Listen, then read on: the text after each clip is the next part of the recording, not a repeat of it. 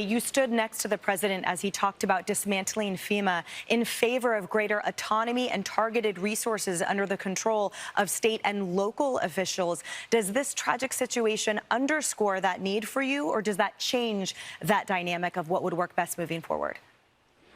I think what we've seen here is exactly what President Trump has envisioned for FEMA is immediately allowing the state to do the response and supporting them in every way that they can. So this response was driven by Governor Abbott and his emergency management director and the local officials that were on the ground. And we were immediately there to fill in the gaps where they needed and to give them their disaster declaration as soon as possible, which happened almost immediately as soon as the governor asked. That's the FEMA and how it should operate, rather than how it operated under the Biden administration and previous administrations, where it was slow to respond, slow to get resources there. We already have emergency response teams on the ground that have been there from the very beginning.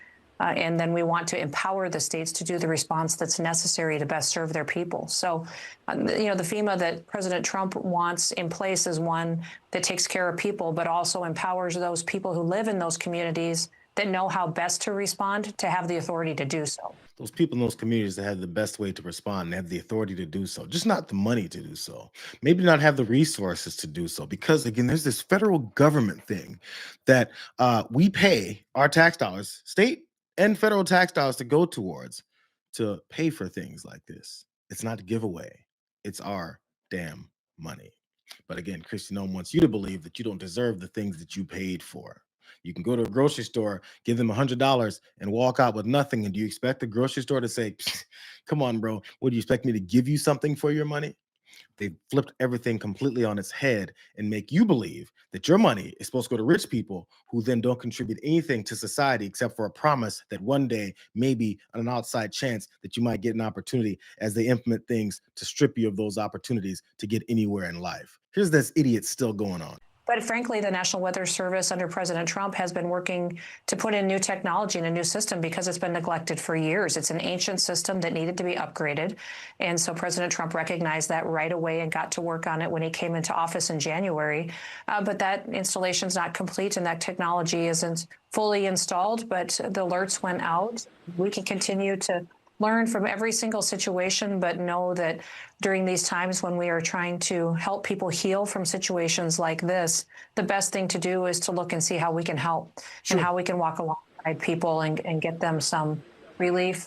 Make sure that we're doing all that we can to be more proactive in the future, but get through this terrible time right now as well. They were upgrading the National Weather Service under Trump. Do you guys remember the upgrading of the National Weather Service under Donald Trump, when they were talking about and celebrating the cuts that they're doing to the National Weather Service and everything else under Donald Trump? Or maybe those normal upgrades that happen of the National Weather Service throughout the past 10, 15 years of these movements that are being made.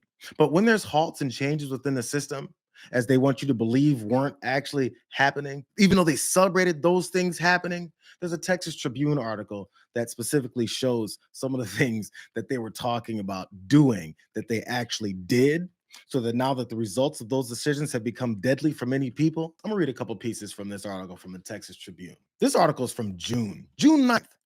Just about a month ago, a month before this thing happened. This hurricane season is going to be underway, and an above normal activity forecast is on its way. Some National Weather Service offices like Houston, where as many as 44% of positions are vacant, are operating with staff shortages, prompting concerns about their capacity to monitor future storms.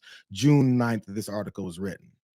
The shortages stem from federal cuts that slashed roughly 10% of National Oceanic and Atmospheric Administration's workforce and triggered a wave of early retirements. With no staff members from the Houston and Galveston office when they were laid off, several hundred employees at NOAA, which hosts the National Weather Service, took a voluntary early retirement package. The National Weather Service provides weather warnings for tornadoes, hurricanes, wildfires, and floods, and produces river and hydrological outlooks and long-term climate change data.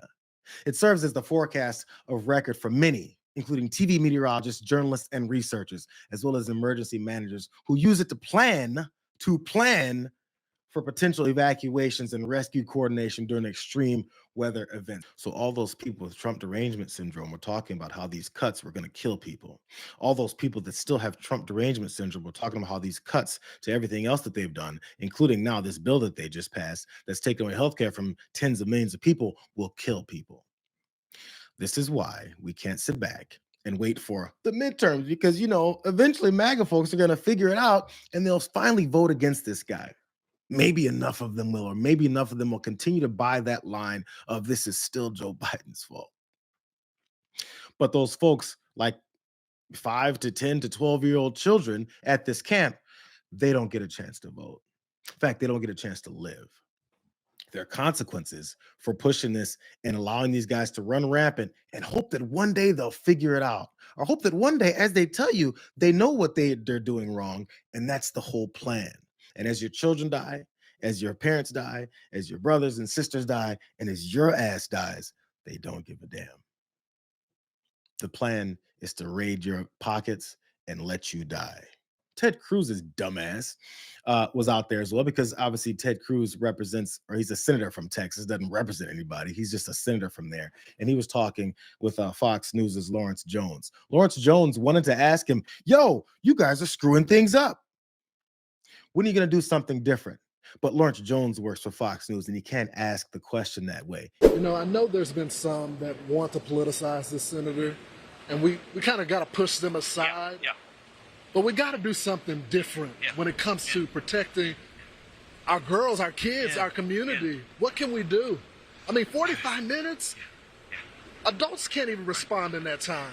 Well, look, there's a staging and ordering of things. The first thing with any crisis is search and rescue. And search and rescue is still ongoing. There are 10 girls missing. Our prayers are that those girls will still be found. After the search and rescue, you've got to just rebuild. I mean, you look at the wreckage here, and this wreckage, the number of homes and RVs and cabins that have been damaged. But there's no doubt afterwards we're going to have a serious retrospective, as you do with any disaster. That's right. And say, okay, what could have been done differently to prevent this disaster? And look, the fact that you have girls asleep in their cabins when the floodwaters are rising, something went wrong there. We've got to fix that and have a better system of warning to get kids out of harm's way. We need a better system of warning to help people get out of harm's way.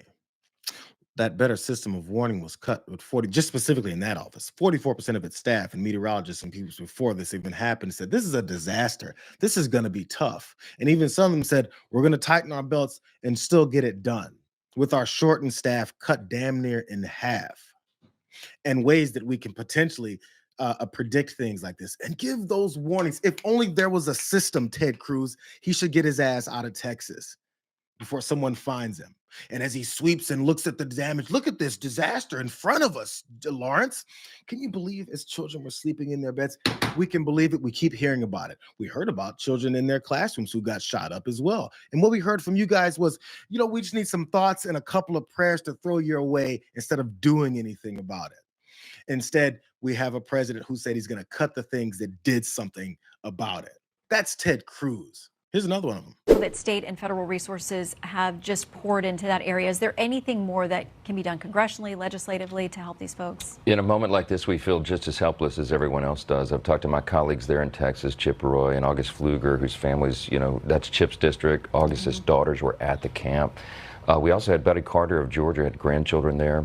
It touches so many families, and all we know to do at this moment is pray. Every available resource has been deployed. The president, of course, is dialed in and watching this develop moment by moment as we are, and we'll handle supplemental funding requests as they come in. But right now, they're still trying to do rescue and recovery, and our hearts go out to all of them. All Mike Johnson can do right now is pray. Because right now all he can do is pray. But on Thursday and Friday, dude was standing in front of podiums and had a bunch of his crew behind him celebrating, passing a bill that'll make more of this happen. But right now, all they can do is pray. He can only pray about it and then hope that maybe someone in charge, maybe leadership within the country can do something about it as they celebrate that they're in leadership positions now of the country. If only we could have done something about it. Who knows? If only we could have done something about the people that are going to die next week and the people that are going to die next month. And people are going to die the month after that. If only there's something now in July that we can do about people that are going to die at the end of July. They're going to die in August. If only there's something we could do besides just pray about it. You sorry some bitch. That's all you can do. That's all this guy can do. I'm telling you, that's what they're offering you. Are you willing to accept that? J.D. Vance said, our nation heartbreaks for the victims in Texas and their families. It's just an incomprehensible tragedy. It's incomprehensible. We have no idea. I hope everyone affected knows that they're in the prayers of my family and the millions of Americans. Nobody that's affected gives a hot damn which prayers they're in for you, who was a part of making sure that they need some prayer now to be comforted by the loss of their loved ones. A couple of prayers after their policies do something else.